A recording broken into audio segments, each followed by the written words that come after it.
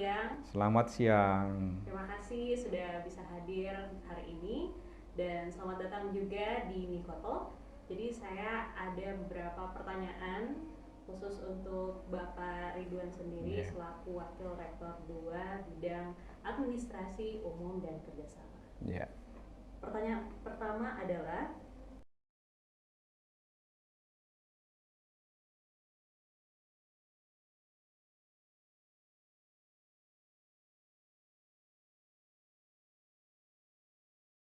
Baik, terima kasih. Assalamualaikum warahmatullahi wabarakatuh. Jadi nama saya Ridwan SE MSI, sehari-hari sebagai Wakil Rektor 2 Bidang Administrasi Umum dan Kerjasama di Institut Teknologi dan Bisnis Nobel Indonesia Makassar. Eh, Perjalanan karir saya sehingga bisa sampai seperti saat ini, saya ini termasuk personil yang lama di Nobel. Jadi sebelum institusi ini berubah bentuk menjadi Institut dan Teknologi dan Bisnis Nobel Indonesia Makassar, sebelumnya bernama Sekolah Tinggi Ilmu Ekonomi dan Sekolah Tinggi Ilmu Ekonomi Nobel Indonesia. Saya sudah menjadi dosen sejak tahun 2004. Ya. Waktu itu Yayasan Pendidikan Nobel masih dipegang oleh mantan wali kota Makassar, almarhum Pak Amiruddin Maula. Dan tahun 2008 Setia Nobel itu di take over oleh yayasan baru di bawah pembinaan oleh almarhum Bapak Insinyur Haji Mubil Handaling, dan seluruh aktivitas akademinya secara otomatis ikut bergabung pada yayasan yang baru. Nah, saya selaku dosen ya tentu ikut tergabung juga di dalamnya. Itu tahun 2008. Di awal tahun 2009, saya diamanahkan sebagai pada saat itu namanya masih Ketua Penjaminan Mutu ya, Penjaminan Mutu Setia Nobel, kurang lebih 3 bulan menjabat sebagai ketua di Penjaminan Mutu. Kemudian di tahun yang sama saya diamanahkan menjadi ketua jurusan manajemen kurang lebih 1 semester. Awal tahun 2010 saya dipercayakan menjadi wakil ketua 3 bidang kemahasiswaan dan alumni.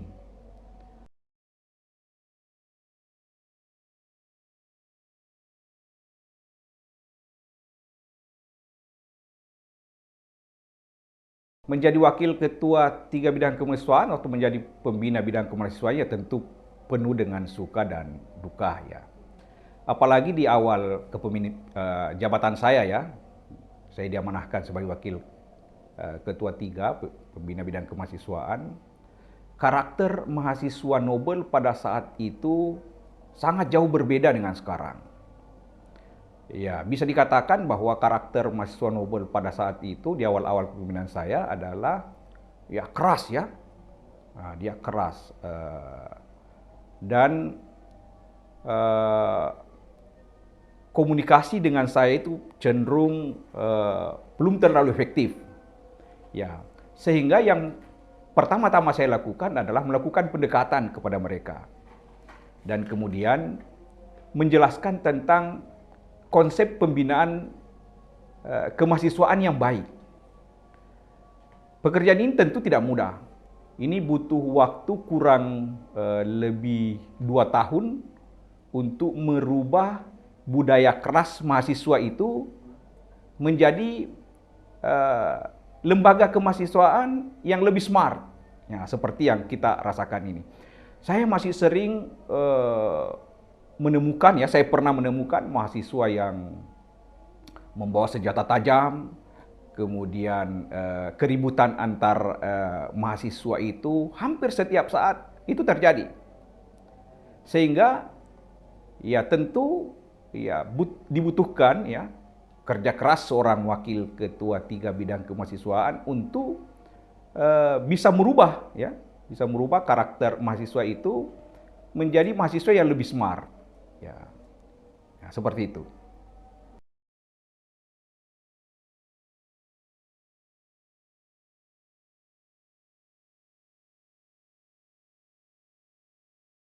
Sangat signifikan. Saya cerita tentang awal penerima mahasiswa baru, karena ini di awal penerima mahasiswa baru itu ada kecenderungan budaya kekerasan di situ muncul, ya. Budaya kekerasan itu muncul.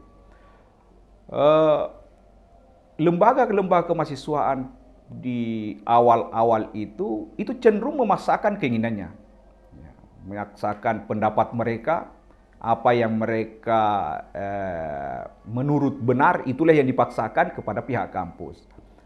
Padahal itu menurut kacamata mereka belum tentu sama dengan ya, kacamata dari kita sebagai birokrat kampus. Sehingga kemudian ini saya bangun komunikasi, disinergikan, meyakinkan kepada mereka tentang seperti apa sebenarnya pembinaan kemahasiswaan yang baik kepada mereka. Dan alhamdulillah itu bisa diterima dan seperti yang kita rasakan seperti saat ini ya, bahwa lembaga kemahasiswaan itu cenderung humanis ya, tidak keras ya, dan lebih banyak kegiatan-kegiatan yang positif ya, yang mereka lakukan. Saya kasih contoh saja di tahun 2009. Tahun 2009 itu ya sampai terjadi perkelahian antar mahasiswa di kampus. Ya, antara senior dengan junior, antar senior dengan senior. Ya. Yang diawali dari penerima mahasiswa baru. Karena antara lembaga kemahasiswaan yang satu dengan lembaga kemahasiswaan lainnya itu merasa diri paling benar, ya, merasa diri paling benar, yang lain itu dianggap salah, sehingga kemudian terjadi benturan. Ya, terjadi benturan. Nah, itu saya damaikan dan alhamdulillah bisa berjalan dengan baik. Pembinaan kemahasiswaan itu saya awali dari situ, dari rekrutmen mahasiswa baru dengan melibatkan lembaga kemahasiswaan sebagai bagian yang tidak terpisahkan dengan birokrat kampus untuk penerimaan mahasiswa baru itu. Saya selalu menyampaikan kepada mereka bahwa jangan coba-coba menciptakan budaya kekerasan. Nah, seperti apa yang saya maksud dengan budaya kekerasan itu? Misalnya begini, karena merasa dirinya sebagai senior sehingga kemudian merasa super di hadapan mahasiswa baru, ya. Karena merasa diri sebagai super ya, sebagai senior yang super, sehingga dia menganggap bahwa ya ini mahasiswa baru ini ya bisa saja saya bentak. Nah, mulai dibentak ya. Padahal tanpa mereka sadari ya, tahun depan mahasiswa baru yang dibentak ini kan akan menjadi panitia penerimaan mahasiswa baru berikutnya. Ya, mahasiswa yang dibentak ini masih apa ya? Masih merasakan kerasnya suara seniornya pada saat dia dibentak. Ya, sehingga ketika dia menjadi panitia, ya, penerima mahasiswa baru, ya bisa jadi mereka akan melakukan hal yang sama dan bisa jadi juga intensitasnya ditingkatkan. Ya, bukan lagi membentak, tapi mungkin dia sudah suruh kengkreng, kemudian suruh push up dan kegiatan-kegiatan kontak fisik lainnya yang justru kontraproduktif dengan apa yang kita inginkan dengan target yang ingin kita capai dari orientasi penerima mahasiswa baru itu. Sehingga lambat laun mereka sadari bahwa seperti itu tidak boleh dilakukan, sehingga kemudian ya terputus ya. Ya, mahasiswa baru itu tidak pernah lagi merasakan ya suasana kekerasan ya dari seniornya. Sehingga dia tidak punya pengalaman untuk melakukan hal yang sama kepada mahasiswa baru ketika dia menjadi panitia. Dan alhamdulillah kita sudah rasakan seperti sekarang ini.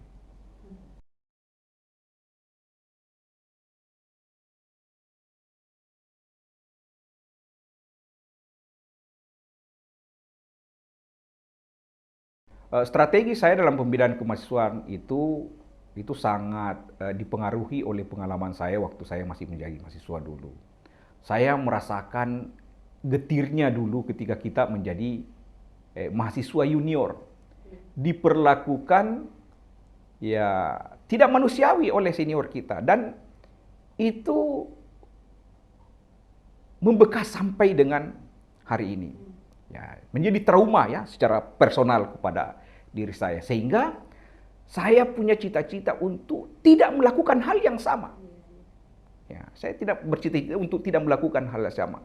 Bahwa perilaku negatif yang diperlakukan senior kepada saya dulu itu membawa dampak yang buruk kepada diri saya. Nah, sehingga motivasi itulah yang mendorong saya untuk melakukan perbaikan di dalam pembinaan kegiatan kemahasiswaan. Ya, selalu saya yakinkan kepada mereka bahwa kekerasan itu tidak menghasilkan apa-apa. Justru kekerasan itu menghasilkan dampak-dampak negatif yang ya bisa jadi ke depan kita tidak pernah akan bayangkan seperti apa hasilnya. Seperti itu.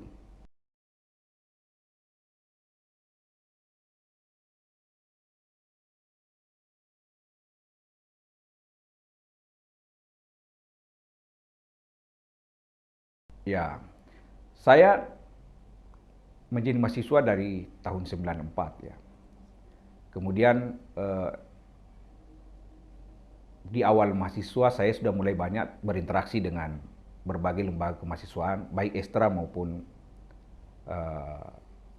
intrakampus. Tahun 90-an itu kan adalah masa Orde Baru. Ya. Dan tahun 98 itu adalah periode di mana Orde Baru itu ditumbangkan oleh Orde Reformasi.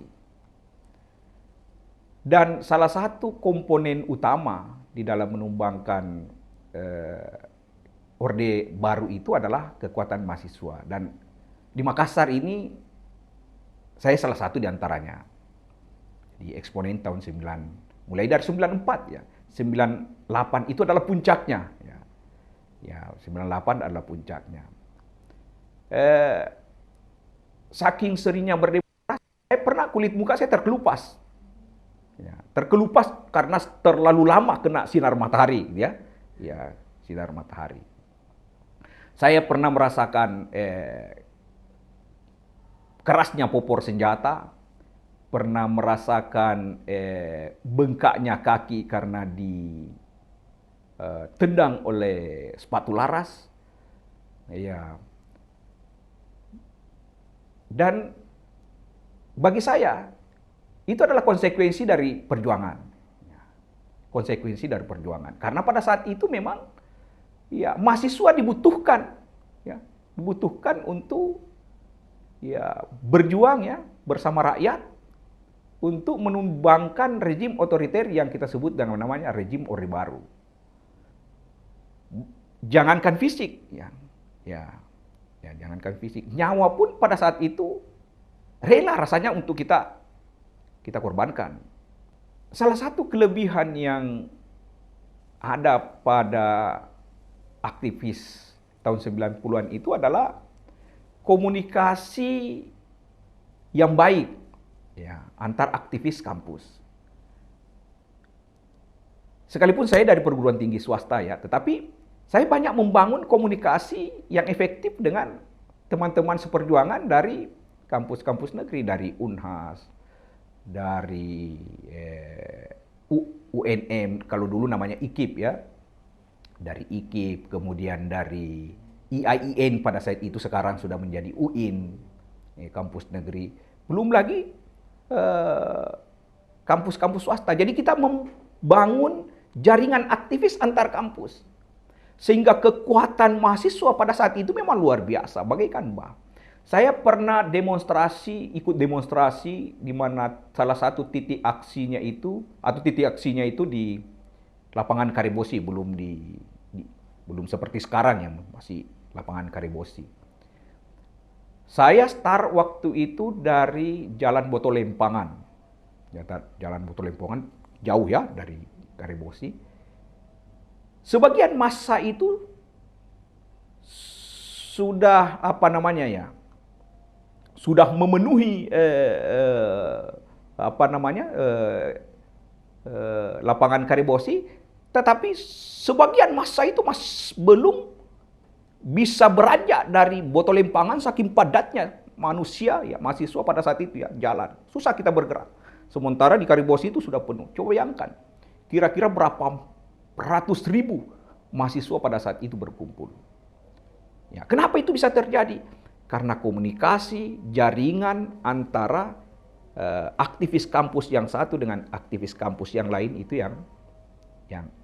yang baik. Nah, saya tidak melihat itu sekarang. Coba kita lihat, sekarang mahasiswa berdemonstrasi 30 orang. Ya, 25 orang, 10 orang. Dulu kita takut demonstrasi segelintir itu, ya kita bisa hilang kalau sedikit seperti itu. Ya, karena jumlah aparat lebih banyak daripada dari mahasiswanya. Tidak berani kita demonstrasi kalau seperti itu. Ya, kita baru bisa berdemonstrasi melawan Orde Baru kalau jumlah kita jauh lebih banyak. Ya, saya sih berharap seperti itu. Ya, aktivis mahasiswa sekarang itu menjalin komunikasi antar institusi yang satu dengan institusi yang lain. Karena besar di Nobel, ketika keluar akan menjadi kecil. Ya. Unhas mungkin besar, tapi kalau dia keluar sendiri akan kecil. Begitu juga dengan kampus lain. Tapi kalau bersatu, seluruh kampus yang ada di Makassar akan menjadi kekuatan bah yang tidak bisa dilawan. Seperti itu.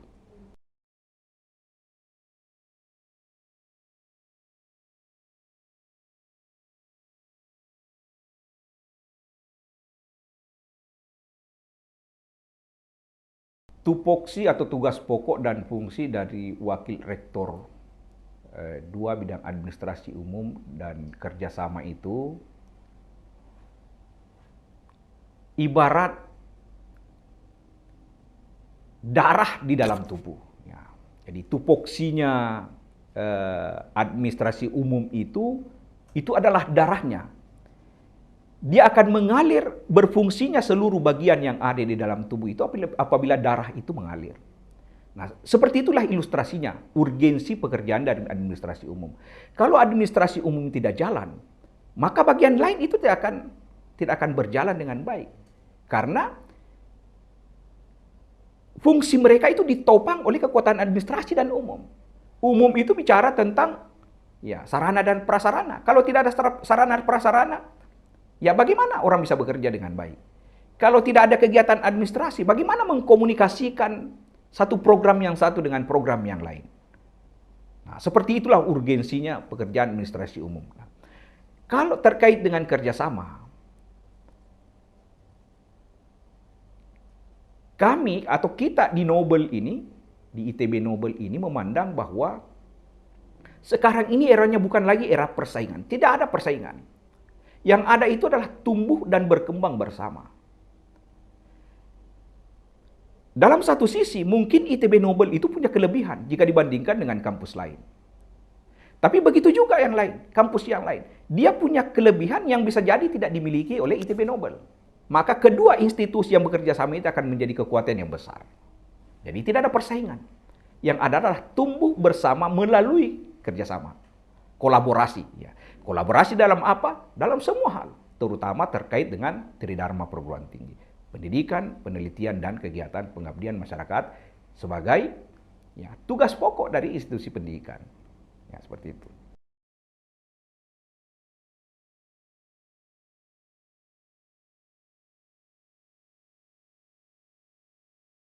Tantangan terbesar itu adalah masa depan yang tidak pasti ya. Ya, uncertainly. Oleh karena itu, jika kita ingin survive, maka tentu di Adumka itu harus punya kemampuan untuk bisa beradaptasi dengan perubahan yang tidak pasti itu. Nah, untuk bisa mencapai itu maka dibutuhkan ya kualitas sumber daya. Ya, oleh karena itu kami di ADUMKA itu senantiasa mendorong untuk peningkatan kualitas dari seluruh ya sivitas akademika di ITB Nobel. Ya, tenaga pendidik ya kita sekolahkan. Sekarang ini hampir seluruh dosen Nobel ya sudah ya, yang yang belum S3 ini sementara lanjut. Jadi tahun 2024 2025 kita harap 100% ya tenaga pendidik di Nobel ini semuanya sudah berkualifikasi S3. Nah, ini diharapkan bisa ya menghadapi atau menyongsong masa depan yang penuh dengan tantangan ini. Begitu juga dengan tenaga kependidikan, tenaga administrasi, staf-staf semua. Ya, senantiasa di-upgrade ya pengetahuannya, di-upgrade keterampilannya ya untuk menyongsong perubahan ini. Ya, seperti itu.